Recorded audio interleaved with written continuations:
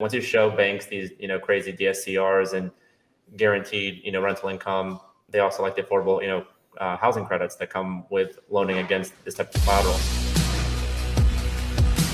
What's the number one secret, Tom, when it comes to acquiring and building wealth with Section 8 housing and financing and anything else that you're doing there? Yeah, I mean, the big thing is going to be finding the right units. For me, it's all about finding the right markets. I really like Ohio, Indiana, South Carolina, North Carolina, and Tennessee. Pretty much the Southeast, there's a ton of properties that you can buy $700,000. And really, it's an arbitrage between the fair market rents that Section 8 will pay, and then also the lower mortgage and debt service costs that you'll have on these assets. I mean, I'm buying $60,000 units, putting 20% down, financing 48 grand, and having a $300-400 mortgage, and Section 8's paying $1,200 a month all day on that, on a 3 or 4 bedroom in these areas. So that's the first step. It's just identifying markets and properties, and then everything else is secondary. I mean, financing just comes with it. Once you show banks these, crazy DSCRs and guaranteed, rental income, they also like the affordable, housing credits that come with loaning against this type of collateral. So all that plays into it. Excellent. So what's the biggest challenge with Section 8 housing, and maybe dispel some myths of some people might have about it? Yeah, I mean, the biggest challenge is inspections, right? I mean, that's the only thing that's different than a standard rental is you don't have Section 8. They come and inspect every year, and you have to make sure you stay on top of that, because if you fail the inspections and you fail it again on the reinspection, they stop paying you. That's really the only downside to it. But and then the common myths are the usual ones where, Section 8 tenants will destroy your units. It's not the case. If you have a tenant that is regular and you have a tenant that's on Section 8, it's a payment method. That's really the only difference. If you screen both tenants and they both are, quality people with decent credit scores and no criminal backgrounds and no evictions and good landlord references, it doesn't really matter what program they're on. Got it. And do you find that it's when your screening process, what have you improved over the years to make sure that you are finding good tenants? Yeah, we go really in depth. I mean, we're checking evictions, we're checking background, we're checking credit. We also I have my property managers go to the tenant's existing place that they're renting and check to see how they're living currently. So they'll go and check their exterior, make sure that, it's not overgrown lawn, not, trash and abandoned cars in the front. And then they'll do a home visit and go inside and make sure that, dogs aren't destroying it. And, there's not holes in all the walls. So it's pretty in depth as far as how we screen tenants for Section 8. I think that's really smart, and I think that's like that next area of thoughtfulness, right? To say, hey, we're gonna go spend some time with you, right? It's like if you were to hire somebody on your team or bring in, any kind of relationship, right? Which is essentially what's happening. It's a business relationship. You would spend some time with them in their current state, right? And so I think that's really wise to actually go to their place of residence. And I'd imagine there's not a lot of pushback, or if there were a lot of pushback, then that probably means it's a red flag, right? Yeah, I mean, occasionally it's definitely off the wall, and they're always like, "Why didn't you look at my house?" And I was like, "Because it's going to tell us how you're going to treat our house." And they're like, "Oh, well, I guess that makes sense." And it's not like a surprise visit. I mean, we'll schedule it with them, but there's certain things that you can't hide. I mean, smells you can't hide. Flooring and drywall doesn't get fixed overnight. There's a lot smoking. If it's in the air, it's going to be in the air. So you can tell a lot about just by going into those units. So smart. And I think it's overlooked. Honestly, I've been in the multifamily real estate game and development game since I was a child, and brokerage and owning, and I've never thought of doing it that way, right? It's always you come and tour the property we have and see if it's a good fit for you. But how about we go tour your property you're living now and make sure you're a good fit for us? It's common sense, but I feel like it's overlooked, right. Tom. So who gave you that idea, and what part of the process do you do that in the very beginning? Or of course, you probably want to, before you spend some time, make sure they have the credit score. Are you running the credit score and the eviction and the background checks? Are you spending the money? Are they paying for that? What part of the process is the visit? Is it towards the end, in the middle, or the beginning?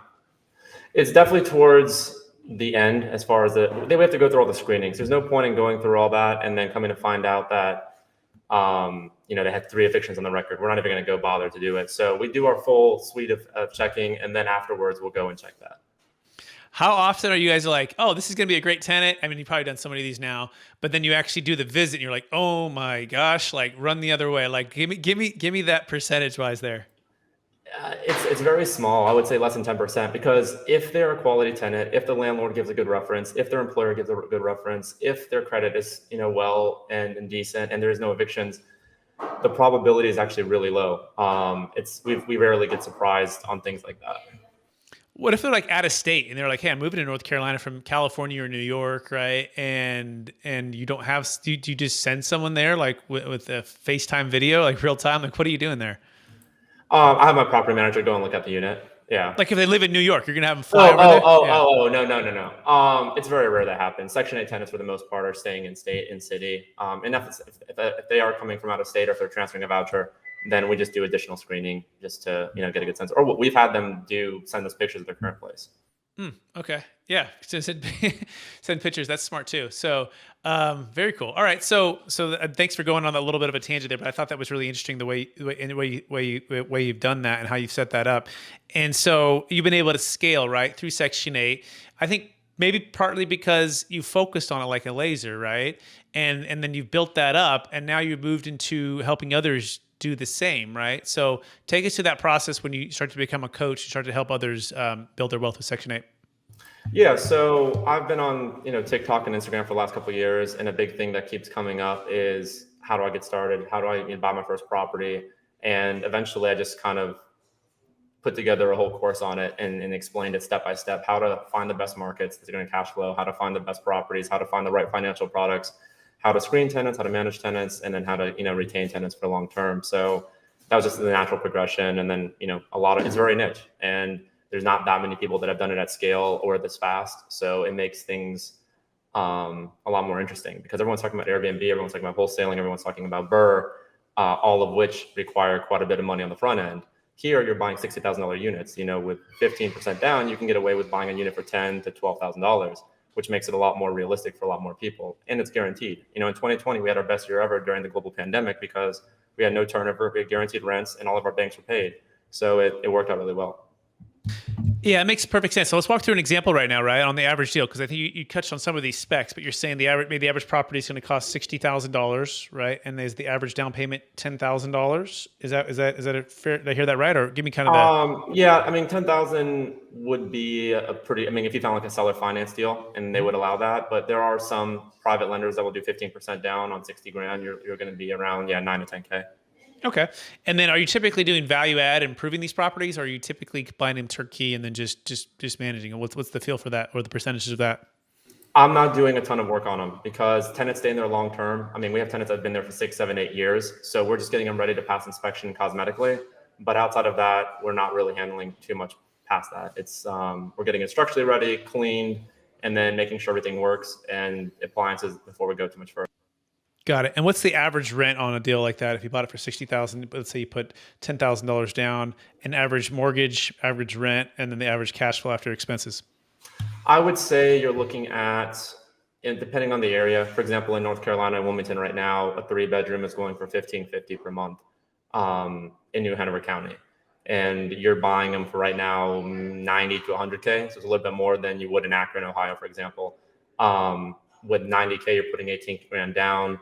At that point, you're financing 72,000. You're probably going to be sitting around $500-600 a month, principal, interest, taxes, and insurance. You can figure 1% of the purchase price with property tax, and then about similar for insurance here with wind and hail because we have hurricanes. So yeah, in that case, you're going to be with management, maintenance, vacancies. You'll probably be in 750, 800. So at 1,550 rent on a 3-bedroom, there's still quite a bit of margin there. And I really target $600 a month net cash flow per unit. Got it. So 600 is the target cash flow after all the expenses, Correct. including the It's around insurance. 55 to 60% cash on cash return. Excellent.